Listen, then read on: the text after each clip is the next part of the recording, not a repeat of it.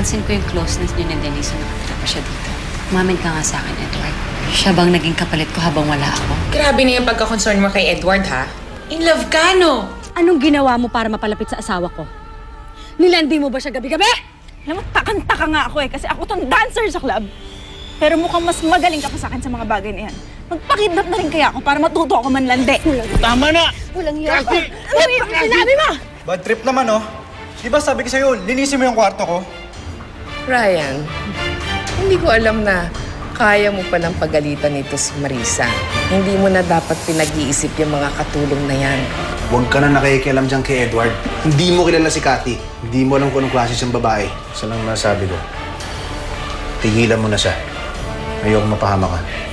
Hindi pa pagsisisihan mo kung pinitulog sa'yo. Ibibigay ko sa'yo ang buhay na hindi ka naibigay ni Edward. Ano pa talagang nararamdaman mo dyan sa Edward na yan? Sa tingin ko, mahal ko na siya. Denise.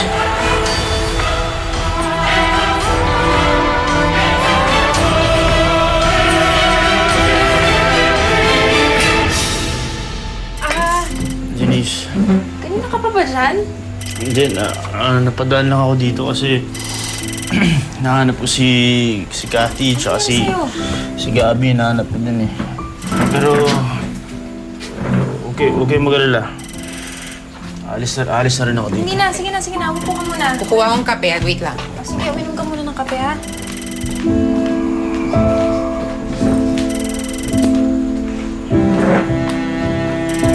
Okay ka lang?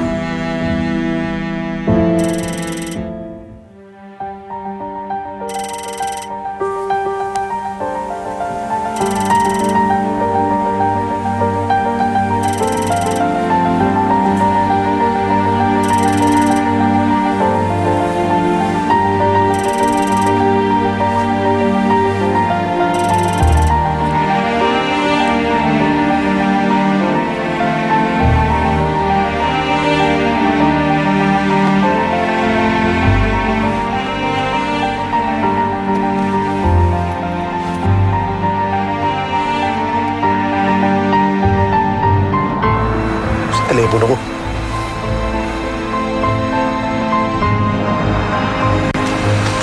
Oh, kape-kape muna. Ay, salamat. Okay.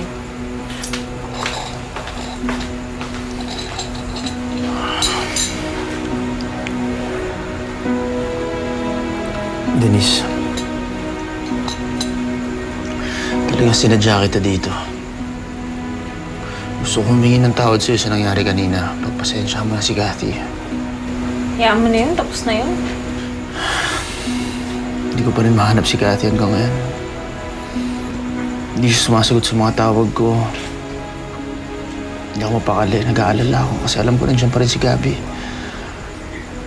Nakausap ko si Captain Villamor. Ang sabi naman niya sa akin na isang araw daw may nakakita kay Gabi at may kasamang babae.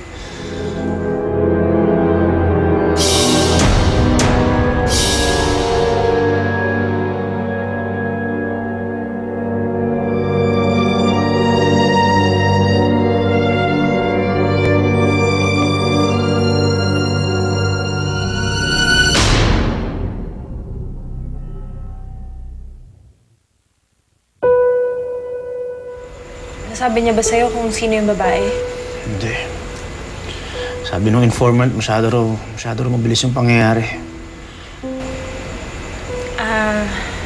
Edward, huwag mong mamasamain na, pero hindi kaya si Cathy yung kasama ni Gabi.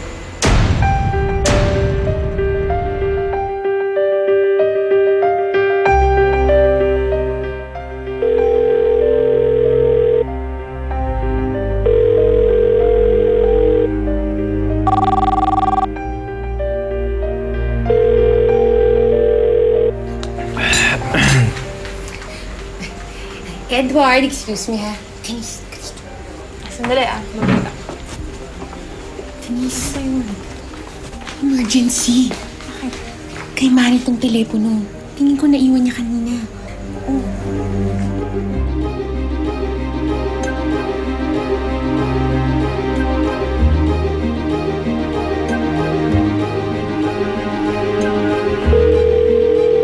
Si Gabi to,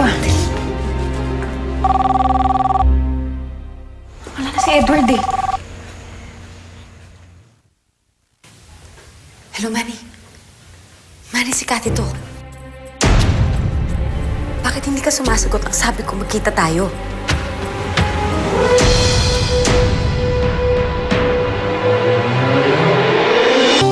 Gusto kong magkita tayo ngayon din. I-text mo sa akin kung saan tayo pwede mag-usap. Siguraduhin mo na malayo dito sa hideout ni Gabby. May gusto akong ialok sa'yo. Higit pa sa kayang ibigay ni Gabby.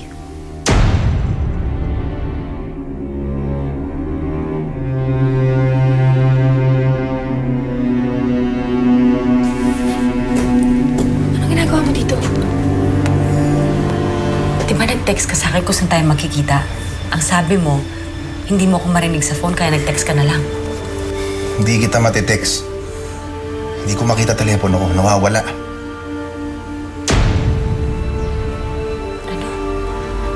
So, sino yung ka-text ko? Sigurado ka bang may ipagkita ka kay Cathy? Denise, delikadong maglakad ka mag-isa. Eh bakit naman si Cathy nga lang yung kikitain ko? At saka maganda yung pakiramdam ko dito kasi mamaya masasabi ko na kay Edward ang totoo. Okay. O sige na, alis na ako Mag-ingat ka. Sige. Bye-bye. Bye. Bye, friend. Bye-bye. Manny, may sumagot ng telepono mo. At kung sino man yun, malamang pwede tayong isumbong. Gawit na tayong tatlo niyan eh. Kanina, nag-iisip nga ako eh. Hindi ko lang kung saan ko naiwan yung telepono ko eh. Manny, isipin mo kung saan ka huling nagpunta.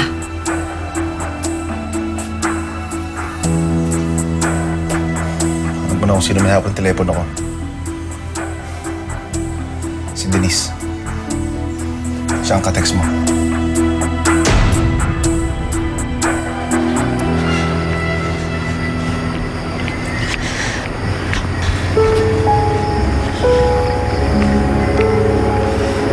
Denise, Alam ko na lahat ng kasinungalingan mo. At hindi magtatagal, sasabihin ko kay Edward ang totoo. talaga? Mahal na mahal ako ng asawa ko. Hinding-hindi ka niya papaniwalaan. Paano mo ginagawa to? Ha? Napakasama ng ugali mo. Paano mo napagsasamantalan yung kabutihan ni Edward? Ha?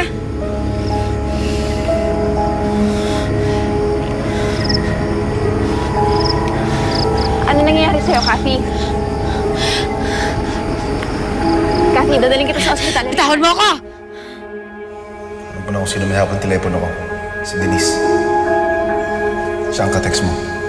Baka walang yan ng babaeng yun. Malilintigan tayo kapag nagsumbong si Denise kay Edward o sa mga pulis. Ano ba kasi pinaplano mo? Lahat tayo madadawit niyan eh. May plano ko. Gabi, Tatraidorin mo ako. May bala kang baliktaran ako, ha? Gabi, hindi. Ay, makinig ka sa akin. Tinawagan ko lang si Manny kasi may gusto ko ipagawa sa kanya. Lubos mo pasensya ko, Cathy. Ako lang ang amo dito. Wala kang karapatan utusan ng mga tauhan ko. Gabi, bigyan mo pa ako ng isang pagkakataon. Akong kakausap kay Denise. Lulusutan ko to. Siguraduhin mo lang. Bantayan mo to. Huwag ka lang magpapakita kahit kanino. Paano ba natin kung may dalang pulis si Jace?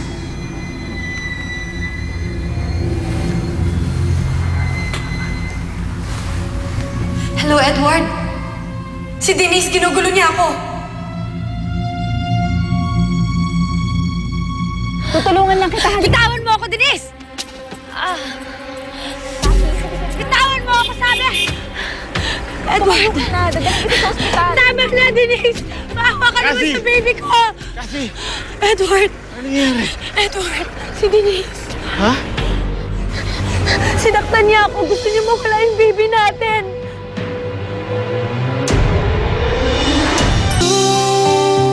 Denise, anong ginawa mo? Halika na. Pasok Wala ka sa... kang ginagawa, Edward. Edward, nagsisinungaling siya sa'yo. Niloloko ka niya. Edward, huwag kang Edward, makikinig sa makinig ka kanya. sa akin. Niloloko ka niya. Huwag kang makikinig sa kanya, Edward. Gusto niya, may balak siya sa ating masama. Denise, pwede ba lumayo ka muna sa amin ni Cathy?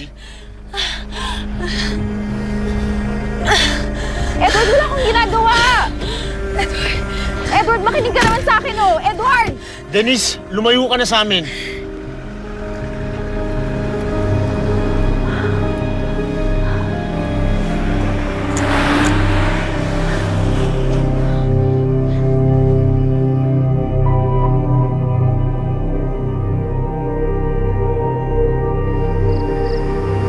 Denise. Sumama ka sa akin, mag-usap tayo. Halika na.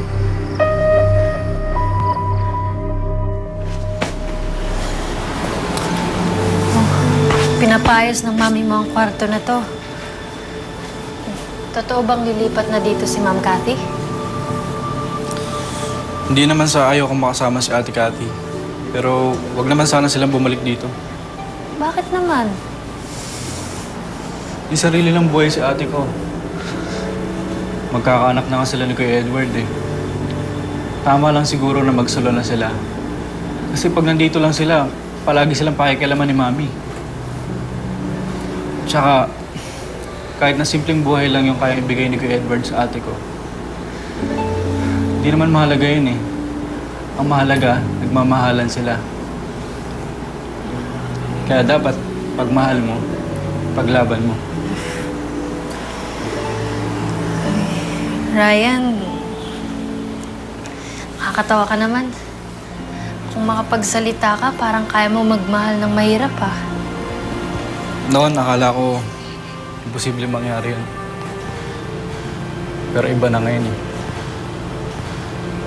Simula nung makilala kita, marami na nagbago.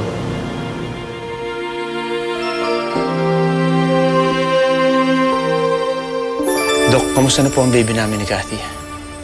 Don't worry, Edward. Your baby is fine. At huminto na rin ang pagbi-bleeding ni Cathy. That's good.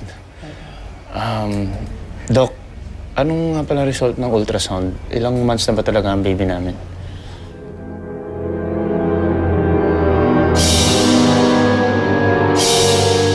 Doktora? Siguro naman madadala ka na sa kakapakialam mo kay Edward. Manny, alam ko namang ikaw lang ang may alam ng mga ginagawa ni Cathy at ni Gabby. Kaya sige na naman, tulungan mo na ako. Para mapatunayan ko na rin na totoo yung sinasabi ko. Tsaka kailangan na magbayad niyang Cathy na yan sa mga ginagawa niya. Mahihirapan ka.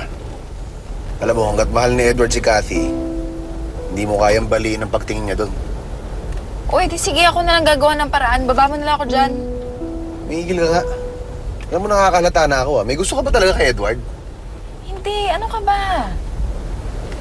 Manny, alam mo naman isa lang gusto ko, di ba? Sige na, hatid na kita sa tutuluyan mo. Hindi na, sige na nga. Dito na lang ako bababa. Okay na ako dyan, oh. Wag na, Denise. Delikado eh.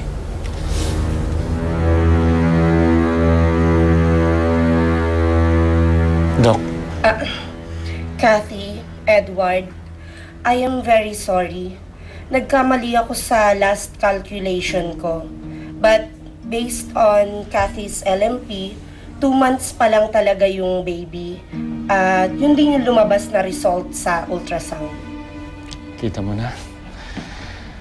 Alam mo, Doc, ang importante na naman talaga sa akin ay ang kalusugan ni Cathy at ng magiging baby namin. Maraming salamat po, Doc.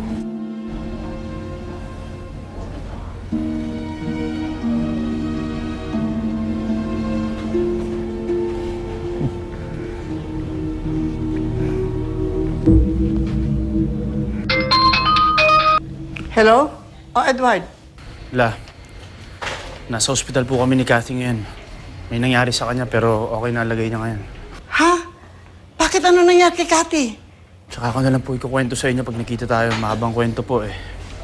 Siya nga pala, La. Mas makakabuti kay Cathy kung komportable siya.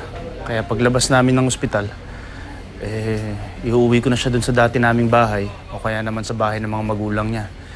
Depende kung saan niya mas gusto. Okay. Sige po, La. Ramon! Ma! Ramon, tumawag si Edward. Oh, Sinugod daw niya si Cathy sa klinik. what? What clinic? Ano bang nangyari? Binugo daw si Kathy, but she's okay now. She's okay now. Pero ang sabi ni Edward, naiuwi daw niya si Kathy sa mansyon. Pumayag ko si Kuya Edward na ibalik siya doon? Dapat lang noong pa siya pumayag na ibalik si Kathy sa mansyon. Napakahambog ng lalaking yon. Akala mo kung sino, kakainin din pala yung pride niya. Kailangan pang duguin si Kathy para mag-isip siya ng tama. Pero I'm sure naman, Mami, na hindi naman kagustuhan ni Kuya Edward na mapahamak si Ate Kathy. Whether gusto niya o hindi, it all leads to one thing. Kapag si Kathy na kay Edward, parating may masamang nangyayari sa kanilang dalawa o lalong-lalo na dyan kay Kathy.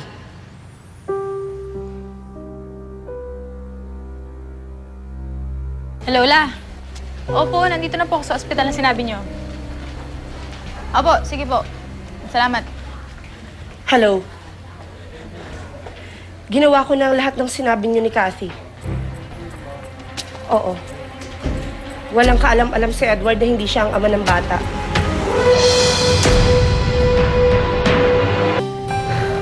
Sige, I have to go. Bye.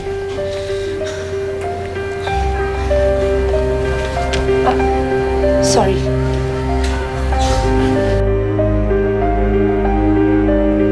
Hindi si Edward ang ama. Talagang patong-patong na itong mga kasinungalingan ni Kathy.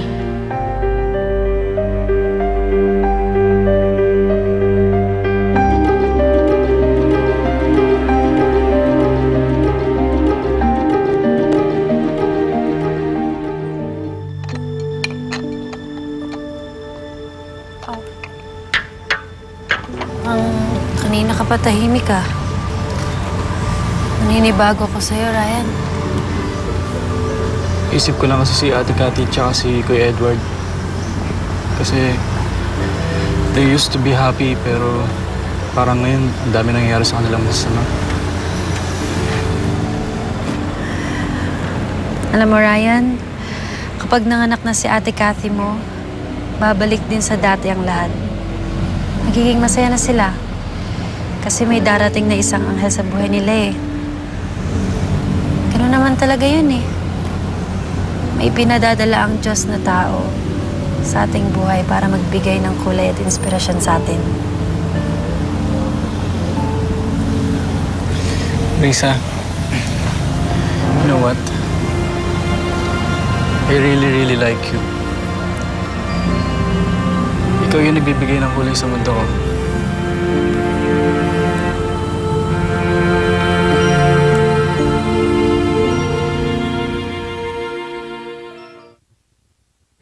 Edward, naayos mo na bang lahat? Sigurado ka bang doon na tayo uuwi? Oo, Kathy. Sigurado nang uuwi ka. Sa kulungan. Ano ginagawa mo dito, Denise? Umalis ka na. Edward? Edward!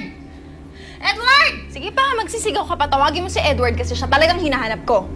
Hindi mo ba talaga kami titigilan, ha? Wala ka namang mapapala, Denise. Galit na galit sa yung asawa ko. Paniwalang-paniwala siya na gusto mong patayin ang anak ko. Baka sama na ugali mo. Kung nakita mo lang sana kung anong pinagdaanan ni Edward para sa'yo. Tapos ngayon gusto mo siyang paniwalain na anak niya yung dinadala mo? Ano pinagsasabi mo, ha? Naku naman. Si Edward ang ama ng dinadala ko. Naku naman, Kathy. Huwag mo na akong paikutin. Narinig ko na mismo sa doktor mo, hindi si Edward ang tatay niyan. Kung mag-alala, ang alam pa rin ni Edward, anak niya yun. Kaya hindi niya pababayaan si Kathy. Hindi ako papayag na may masamang mangyari sa anak ko. Mami, tingnan mo yung kalagayan ni Kathy. Tapos balitaan mo ko. Umalis ka na bago ko pa makita ni Edward dito. Bakit?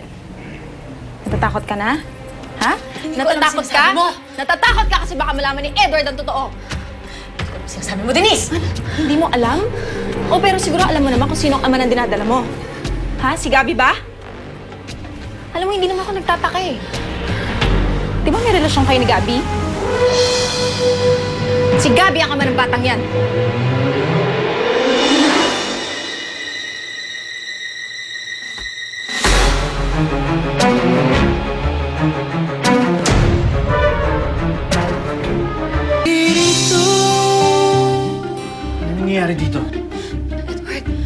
paalisin mo si Denise. Ayaw niya talaga akong tigilan. Ha? Ano? Denise, pwede ba umalis ka na dito? Ilang beses ko masasabihin sa'yo, pabayaan mo na kami dalawa ni Kathy. Teka, hindi mo naiintindihan eh. Edward, may sasabihin ako sa'yo. Edward, gusto Denise. niya talagang mawala ang baby natin. Hindi mo ba napapansin, ha? Laging sunod na sunod si Denise dahil may gusto siya sa'yo. Hindi, Edward, may relasyon. Oo! May relasyon daw kayong dalawa. Umamin na siya sa akin. Totoo ba yon, ha? Ano? Sinabi mo kay Kathy na may relasyon tayong dalawa? Hindi! Hindi ko sinabi! Alam ko na Kaya niya ako tinawagan kanina. Kaya kami nagkita dahil inamin niyo na sa akin ng lahat. May relasyon daw kayo. Baka sama lang ang ugali mo eh. Naniwala ako sa'yo. Sabi ko naniwala ako sa kanya. Napakasama ng ugali mo. Tama na. Tumanti ka dyan, ha? Napakasama ng ugali mo. Tama Wala na. ka bang konsensya? Ha? Ikaw ang walang konsensya. Hayop ka! Nagpunta ako doon, nakipagkita ko sa'yo. Tapos na nagawa mo, sinaktan mo ako. Ano sinaktanan ka nga dito? Denise, tama na! Lumabas ka na nga! Halika na, lumabas ka na! Halika na! Hayop ka! Halika na, tama na!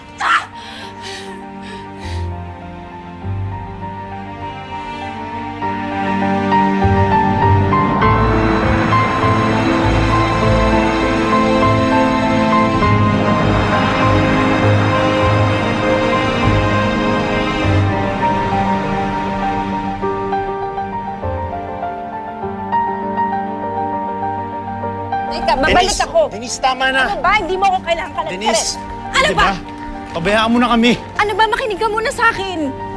Nagsisinungaling siya. Bakit ko naman sasabihin na may relasyon tayo? Ha? Hindi ko sinabi yun. Edward, mamasamain na, pero hindi kaya si Kathy yung kasama ni Gabby. Hindi mo ba napapansin, ha? Laging sunod na sunod si Denise dahil may gusto siya sa'yo. Kaya mo pala siya gusto siraan sa akin noon. Denise, makinig ka na mabuti sa akin. Mahal na mahal ko si Kathy. At wala akong plano ipagpalit siya. Naintindihan mo?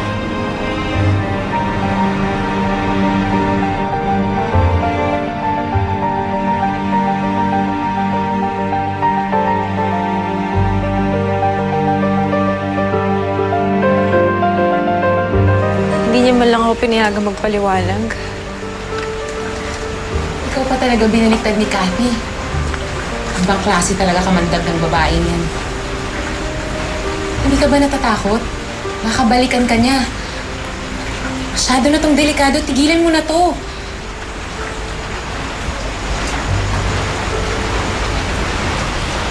Kapag sumuko ako, ibig sabihin tinatanggap ko lahat ng paninirang sinabi niya sa akin.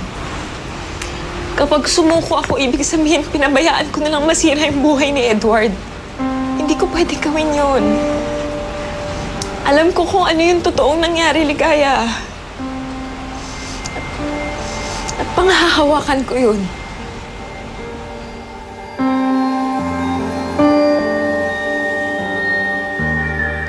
Dito ka muna.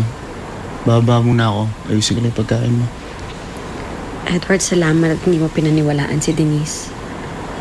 Akala ko masisira niya na tayong dalawa. Posibleng mangyari yun. Walang makakasira sa ating dalawa. Huwag mo na isipin si Denise. Ako nang bahala doon. Edward, mangako ka sa akin na hindi mo na siya kakausapin. Baka mamaya kung ano pang sabihin nun sa'yo. Ba't na ba sasabihin niya sa akin? Alam mo, huwag mo nang isipin si Denise. Paubayan mo na sa akin ang sitwasyon na yun. Ha?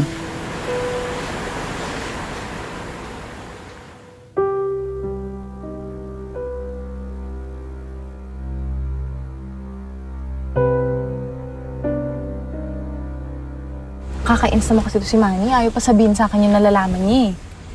Eh, dapat malaman ko kung saan nagkikita si Kathy at si Gabby. Kaya susundan ko na lang siya.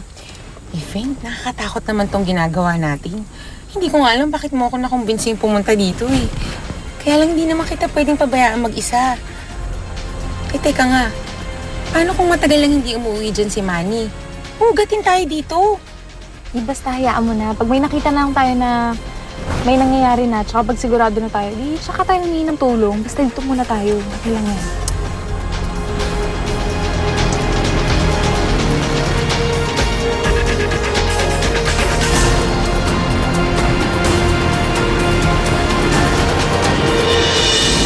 Malabo ang linya mo.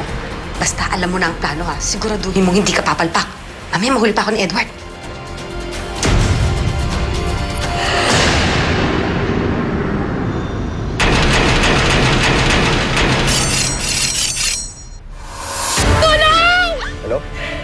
Si Denise, nakidnap.